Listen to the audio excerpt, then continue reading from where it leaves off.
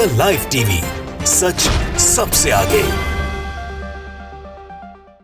हमने तय किया है कि आने वाले विधानसभा चुनाव में उत्तर प्रदेश में कांग्रेस पार्टी 40% टिकट महिलाओं को देगी।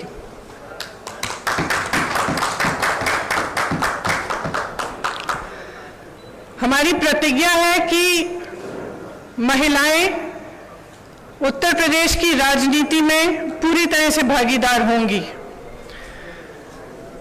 ये फैसला हमने किस लिए किया? जब मैं 2019 के चुनाव में उत्तर प्रदेश प्रचार के लिए आई थी तो इलाहाबाद यूनिवर्सिटी की कुछ लड़कियां मेरे से मिली और उन्होंने मुझे बताया कि किस तरह से यूनिवर्सिटी के नियम कानून, हॉस्टल के नियम कानून उनके लिए अलग थे और पुरुषों के लिए अलग। ये निर्णय उनके लिए लिया है।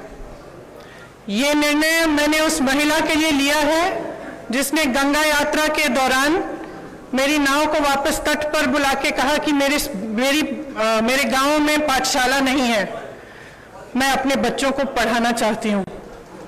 ये निर्णय उस लड़की, प्रयागराज की एक लड़की पारो के लिए लिया गया है जिसने मेरा हाथ पकड़ के मुझे कहा कि दीदी बड़ी होकर मैं नेता बनना चाहती हूँ। ये निर्णय उसके लिए है। ये निर्णय चंदौली में जो शहीद एयरफोर्स के पायलट हैं उनकी बहन वैष्णवी के लिए है, जिसने मुझे कहा कि उनके भाई शहीद हो गए हैं लेकिन वो पायलट बनना चाहती है।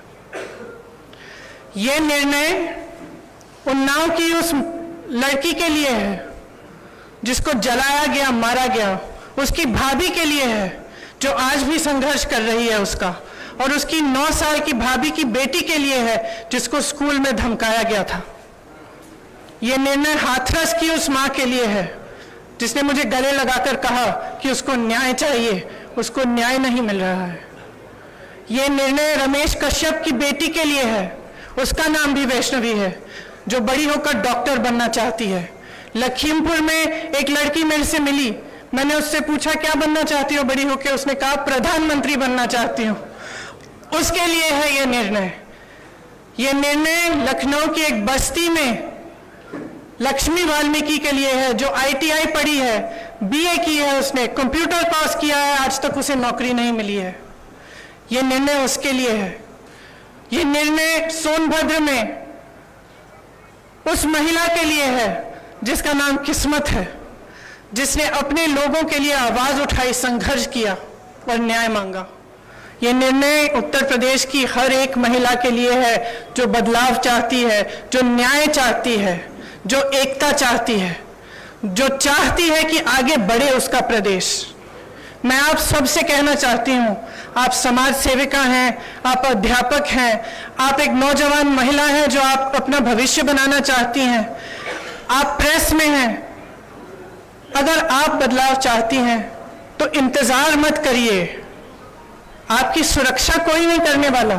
सब बातें करते हैं, सुरक्षा करने का जब समय आता है तो सुरक्षा उनकी होती है जो आपको कुचलते हैं। आज सत्ता का नाम यह है कि आप खुलेआम पूरे पब्लिक के सामने लोगों को कुचल सकते हैं। यह सत्ता बन गई है, यह गलत है। घृणा का बोलबाला है, नफरत का बोलबाला है, गलत है। इसको महिलाएं बदल सकती हैं। महिलाएं इसलिए बदल सकती हैं क्योंकि करुणा भाव, सेवा भाव और दृढ़ता, शक्ति सबसे ज्यादा महिलाओं में है। मैं आपसे कहना चाहती हूं, राजनीति में आओ, मुझसे कंधा से कंधा मिलाओ। मैं जानती हूं कि आपके संघर्ष क्या है। मेरी प्रेस की सहेलियां यहाँ हैं, मैं जानती हूं, मैं आपको देखती हूं सुबह से शाम तक आप कैसे दौड़ती हैं, किन परिस्थितियों में। जब सीतापुर में बीच रात में अंधेरा था, मुझे घेर लिया पुलिसकर्मी ने, महिला पुलिसकर्मी थी, मुझे घेरा, मुझसे लड़ी, मैं भी भिड़ गई उनसे। उसके बाद मुझे उन्होंने जीप में बिठाया और अंधेरी रात में सिर्फ मैं, वो दोनों और 2 कांस्टेबल मुझे सीतापुर के PSC कंपाउंड में ले गए। एक का नाम मधु था, एक का नाम पूजा। ये निर्णय उनके लिए भी है क्योंकि मैं समझी कि 4 बजे सुबह तक ड्यूटी पे थी। उनकी एक अफसर जिनकी पोस्टिंग सीतापुर में थी, लेकिन जिनकी बूढ़ी माँ अकेली नोएडा में रहती है। कितना संघर्ष करना होता है महिलाओं को। कौन करेगा ये संघर्ष आपके साथ अगर आप एकजुट नहीं होंगी? अगर देश को जातिवाद और धर्म की राजनीति में से निकालकर विकास की राजनीति की ओर ले जाना है, अगर देश को समता की राजनीति की ओर ले जाना है, भागीदारी की राजनीति की ओर ले जाना है, तो महिलाओं को आगे बढ़ना पड़ेगा। आपको खुद ये काम करना पड़ेगा। आगे बढ़िए। मैं आग्रह करती हूं आपसे, हमने आवेदन पत्र मांगे हुए हैं हर विधानसभा के लिए। ये अगले महीने की 15 तारीख तक खुला रहेगा। खास तौर से मेरी बहनों के लिए, जो लड़ना चाहता है आओ मेरे पास आओ, आपको मौका मिलेगा। हम इस देश की राजनीति, इस प्रदेश की राजनीति बदलेंगे। इसके पीछे जैसे मैंने कहा, मुख्य सोच ये है कि जो महिला है वो एकजुट होकर एक फोर्स नहीं बन रही है। उसको भी जातियों में, धर्मों में बांटा जा रहा है। राजनीतिक पार्टियां सोचती है कि एक गैस सिलेंडर देके 2000 रुपए देके खुश कर देंगे, लेकिन जो महिला का संघर्ष है वो एक बहुत लंबा और बहुत गहरा संघर्ष है।